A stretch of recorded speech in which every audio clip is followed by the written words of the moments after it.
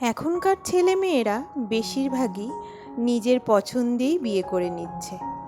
যদিও খুব কম সংখ্যক ছেলেমেয়েদের বাড়ির থেকে পছন্দ করে বিয়ে দেওয়া হচ্ছে, তাদের এত দেখতে হচ্ছে, মানে প্রায় সেঞ্চুরি পার হয়ে যাচ্ছে ছেলে মেয়ে পছন্দ করতে করতে। মেয়েদের ক্ষেত্রে ছেলে দেখে দেখে, ছেলেদের ক্ষেত্রে মেয়ে দেখে দেখে পছন্দ করতে করতে প্রায় সেঞ্চুরি পার হয়ে যাচ্ছে, সেঞ্চুরির কাছাকাছি চলে যাচ্ছে, 100 জনের মতো চলে যাচ্ছে, কিন্তু তাও পছন্দ হচ্ছে না। কারো রূপ হচ্ছে তো গুণ হচ্ছে না, গুণ হচ্ছে তো রূপ হচ্ছে না। যদিও পছন্দ হচ্ছে, দেখা যাচ্ছে বিয়ের কিছুদিন পরেই অশান্তি শুরু হয়ে যাচ্ছে, ডিভোর্স হয়ে যাচ্ছে, ছাড়াছাড়ি হয়ে যাচ্ছে। তো কি কি গুণ, কি কি বিষয় দেখলে আমাদের পরবর্তী প্রজন্ম ভালো থাকবে, বিবাহ বিচ্ছেদ একটু কম হবে, যাতে তারা ভালো মতো সংসার করতে পারবে, আজকে সেই নিয়েই আলোচনা করব। তো গুড মর্নিং বন্ধুরা, welcome back to my channel. আশা করব তোমরা সবাই খুব খুব ভালো আছো। আমিও কিন্তু বেশ ভালো আছি। এই রকম ঝিরঝিরে বৃষ্টিতে আমি কিন্তু সত্যিই খুব ভালো থাকি।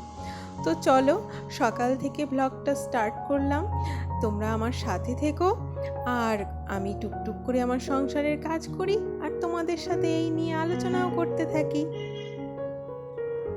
ছেলে বা মেয়ে যেই হোক না কেন, যদি দেখো যে নিজেকে পারফেক্ট দেখানোর চেষ্টা করছে প্রথম থেকেই, যে আমার মধ্যে কোনো দোষ নেই, আমার শুধু আমি গুণেই পরিপূর্ণ, এই রকম যদি ভান করার চেষ্টা করে, তোমার হ্যাঁতে হ্যাঁ মেলাতে থাকে, সব মনে মানে এমন ভাব করে যেন আমি সব দিক দিয়ে পারফেক্ট, আমার মধ্যে কোনো দোষ নেই, কোনো ত্রুটি নেই, এই রকম যদি লক্ষ্য করো, তাহলে বুঝবে যে তার মধ্যে কিন্তু অনেকই দোষ লুকিয়ে আছে। তো তার সাথে সম্পর্ক কিন্তু ভালো হবে না, বা টিকবে না, নাও টিকতে পারে, মানে ভালো সম্পর্ক হবে না, এই জিনিসটা একটু খেয়াল করবে। আর হচ্ছে, দেখবে যে তোমাকে সম্মান করে কিনা, ছেলে হোক বা মেয়ে হোক, আমি দুদিক থেকেই বলছি, সম্মান করে কিনা দেখবে, যেন যেন তোমাকে ছোট না করে, যেন তোমাকে সম্মান করে, তোমার যতটুকু সম্মান প্রাপ্য সেটুকু যেন করে, তোমাকে যেন অবহেলা না করে, যেন ছোট না দেখায়। এই জিনিসটা কিন্তু অবশ্যই খেয়াল করবে বন্ধুরা, নইলে পরবর্তীকালে চরম চরম অশান্তি হবে, ছোট হয়ে থাকতে হবে। সম্মানটা দেখো খুব জরুরি, মানে দুবেলা দুটো একটু কম খাও তাও ভালো, সম্মান যেন দেয় তোমাকে, এই জিনিসটা অবশ্যই খেয়াল করবে। আর হচ্ছে, দেখবে যেন পরনির্ভরশীল না হয়। ছেলেদের ক্ষেত্রে দেখবে যে বাবার টাকায় যেন ফুটানি না দেখায়, যেন নিজে কিছু করার ক্ষমতা রাখে, এই জিনিসটা দেখবে।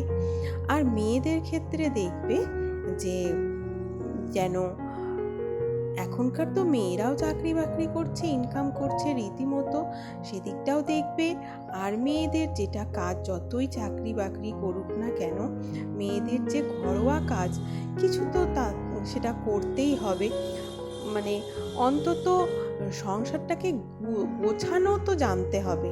কাজ না করুক, রান্না না হয় নাই করুক, ধরো দেখা গেল অনেক বড় চাকরি করে, সে রান্না কেন করবে, সে কেন বাসন মাজবে, সে কেন ঘর মুছবে, তাই না? ওগুলো না হয় নাই বা করলো, কিন্তু সংসারটা তো গুছিয়ে রাখতে হবে, সংসারটার সব কিছু ঠিকঠাক চলছে কিনা সেই দিকে খেয়াল রাখতে হবে। এইটা তো মেয়েদেরই ধর্ম, বলো, তাই না?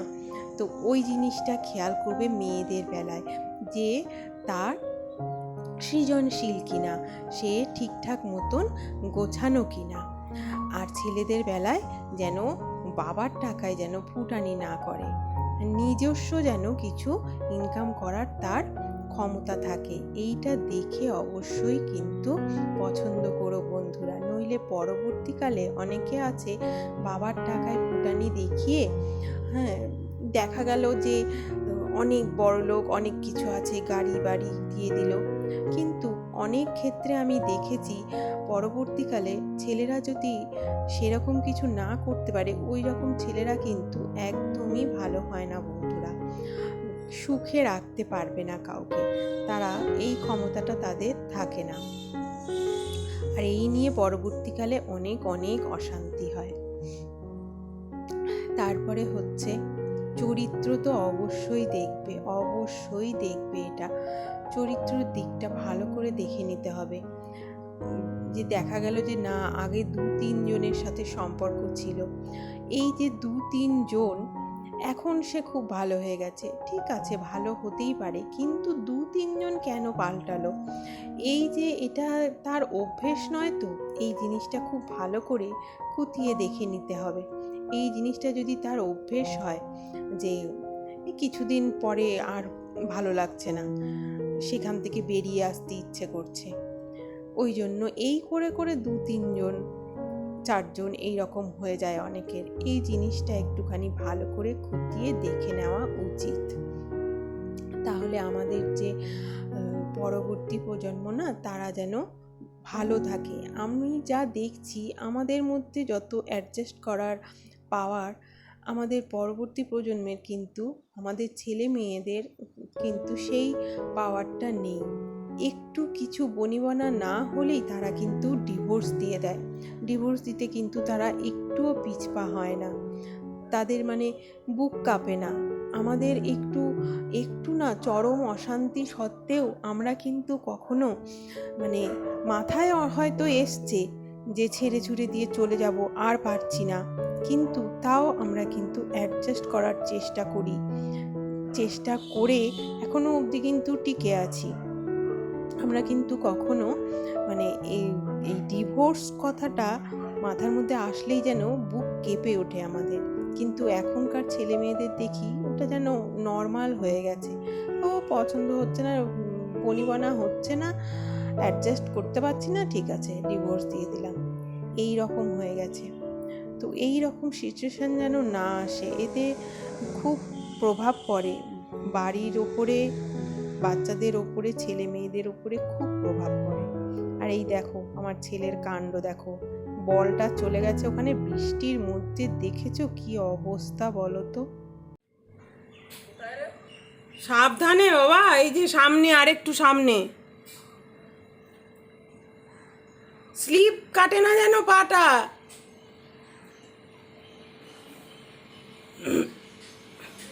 আরো সামনে একটা লাঠি ফাটি কিছু নিয়ে গেলি না?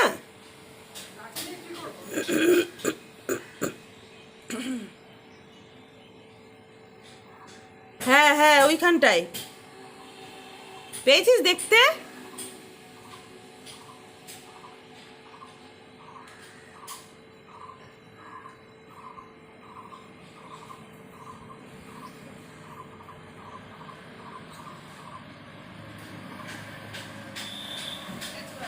দেখ ওইখানে ফেলে দিলি কেন?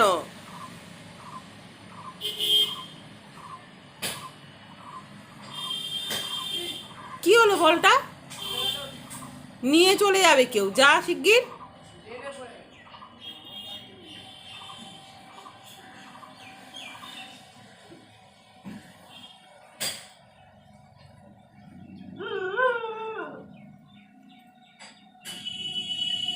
লাঠি নে বাবান।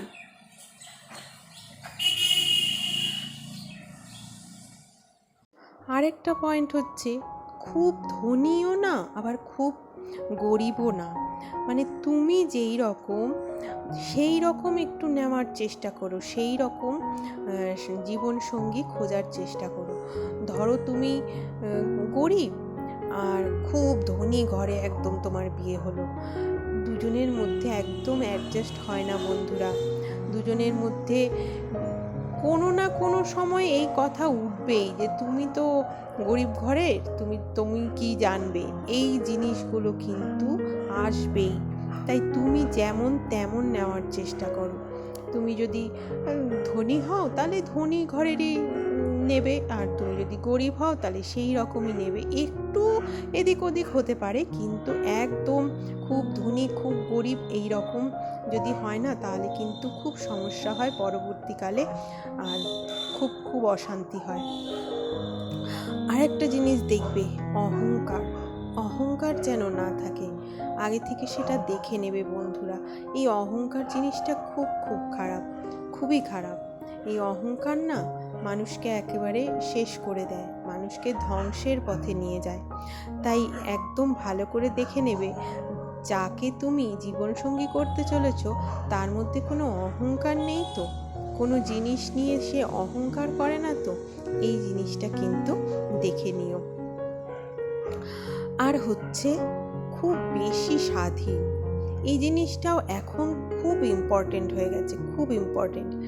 মানে এখন ছেলে বলো মেয়ে বলো এত স্বাধীন হয়ে গেছে, বাবা মার কথার কোনো গুরুত্বই নেই, বাড়ির লোকেদের কোনো মান্যতাই দেয় না, কোনো কথাই শোনে না। তাদের যে একটা, আমাদের মধ্যে কি ছিল, একটা ভয় ছিল, বাবা মার পারমিশন নেওয়ার ব্যাপার ছিল। এখনকার ছেলেদের মধ্যে কিন্তু বেশিরভাগই দেখছি, সবাই বলবো না, বেশিরভাগ দেখছি এই জিনিসটা নেই, একটা কোনো ভয় নেই, কোনো দ্বিধা নেই। তো এই জিনিসটা না খুব দরকার। কখনো মানে খেয়াল করে দেখো যেন খুব বেশি স্বাধীন না হয়। যখন ইচ্ছে হচ্ছে বাড়ি ফিরছি, যখন ইচ্ছে হচ্ছে বাইরে চলে যাচ্ছি, এই জিনিসটা যেন না হয়, ভয় জিনিসটা যেন থাকে, গার্জেনলেস যেন না হয়, এই জিনিসটা খুব দরকার। এটা একটুখানি খেয়াল রেখো বন্ধুরা। আর হচ্ছে আর একটা পয়েন্ট হচ্ছে, এই দেখেছো আমি রসটা করলাম যে বাবানকে গিয়ে দেব, মানে কিছুটা করার আগেই, পুরোটা করার আগেই ও নিয়ে এসে এদিকে এসছিল, দেখে খেয়ে নিয়েছে। ওই 3টে টুকরো আমাকে খেতে হলো, ও আর খেলো না। তো আরেকটা যেন কি বলছিলাম, খুব স্বাধীনও যেন না হয়, আবার যেন একদম ছেলেদের ক্ষেত্রে বলছি, মায়ের কথায় উঠে বলছি, মেয়েদের ক্ষেত্রেও এটা চলে, মানে বিয়ের পরে বাপের বাড়ির মা বাবার কথায় সব কিছু করবে, এটা হলেও কিন্তু অশান্তি হয় সংসারে। আর ছেলেদের ক্ষেত্রেও বলছি, মায়ের কথায় উঠবে বসবে, মানে নিজস্ব কোনো ডিসিশন নিতে পারবে না, তাহলেও খুব অশান্তি হবে। তো দুই ক্ষেত্রেই বলছি। দেখেছো আমার ফুলগুলো দেখে না মনটা এত ভালো হয়ে যায় বন্ধুরা, কি বলবো, আমার খুব খুব ভালো লাগে। এই ওয়েদারটাও খুব সুন্দর লাগে আমার, আর এই ওয়েদারে ফুলগুলো দেখলে তো আমার একদম মন প্রাণ জুড়িয়ে যায়। তো যাই হোক, আজকে কয়েকটা পয়েন্টই দিলাম, একটা ভিডিওতে তো আর সব পয়েন্ট দেওয়া সম্ভব নয়। তো যেই পয়েন্টগুলো দিলাম, যদি তোমাদের একটু ভালো লেগে থাকে তাহলে আমায় বলো, আর যদি কিছু জানার থাকে তাহলে প্লিজ বলো আমাকে। তো চলো দেখো, আমি এর আগের দিনের প্যাকটাই আমি মাখলাম, যেটা আমি এর আগের দিন তোমাদের দেখিয়েছিলাম। আলুর রস, আর ওর মধ্যে একটুখানি কাঁচা হলুদ, একটু লেবু, একটু মধু, একটু বেসন, এই দিয়ে আমি প্যাকটা বানিয়েছিলাম। তো অল্প একটু ছিল, ফ্রিজে রেখে দিয়েছিলাম, ওইটাই আমি আজকে মেখে নিলাম। আজকে আর নতুন করে কোনো প্যাক বানাইনি। তো চুলটা কি বন্ধুরা আমার খুবই ছোট হয়ে গেছে, আমাকে বাড়িতে বকা দিচ্ছে, আমার বর কিন্তু বকা দিচ্ছে, এত সুন্দর চুলটা এই করে আসলে। কিন্তু আমি একটুখানি ইচ্ছে হলো ছোট করার, তাই একটুখানি ছোট করে এসছি। আর এই দেখো, এই ধূপকাঠিটা কিনে নিয়ে এসছে এবার মাসের খরচে, তার সাথে এই যে কাঠের এই স্ট্যান্ডটা দেখো ফ্রি দিয়েছে। এখানে ধূপকাঠি দিলে ছাইগুলো না কোনো এদিক ওদিক পড়ে না, পুরো এই খাঁজটার মধ্যে ছাইগুলো পড়ে, খুব সুন্দর জিনিসটা। ছাইগুলোর জন্যে তোমরা দেখে থাকবে যে আমি প্রদীপের তলায় ধূপকাঠির একটা প্যাকেট দিয়ে দিতাম, যাতে ছাইগুলো সিংহাসনে না পড়ে। তো এই জিনিসটা না আমার খুব ভালো লাগলো, খুব পছন্দ হয়েছে। ওই জিনিসটা দেওয়াতে পুরো ধূপকাঠির ছাইটা ওইখানে পড়ছে, ওইটা ধরে আমি ফেলে দিচ্ছি, ব্যাস, আর ছাই কোনো এদিক ওদিক পড়ছে না, এত ভালো লেগেছে। তো চলো আজকের ভিডিও আমি এখানেই শেষ করব। তোমরা সবাই খুব ভালো থেকো, সুস্থ থেকো। দেখা হচ্ছে নেক্সট ভিডিওতে। আর আমার ভিডিওটা যদি একটুও ভালো লেগে থাকে তাহলে প্লিজ একটা লাইক দিও, আমার চ্যানেলটিকে সাবস্ক্রাইব করে আমার পাশে থেকো। দেখা হচ্ছে নেক্সট ভিডিওতে। Tata, bye bye. এই দেখো, দাঁড়াও তোমাদের দেখাচ্ছি। এই দেখো কি সুন্দর ছাইটা, পুরো দেখেছো, এখানেই পড়ছে পুরো, দেখেছো? তোমাদের ইচ্ছে করলে তোমরাও একটা নিয়ে নিও, খুব ভালো জিনিসটা।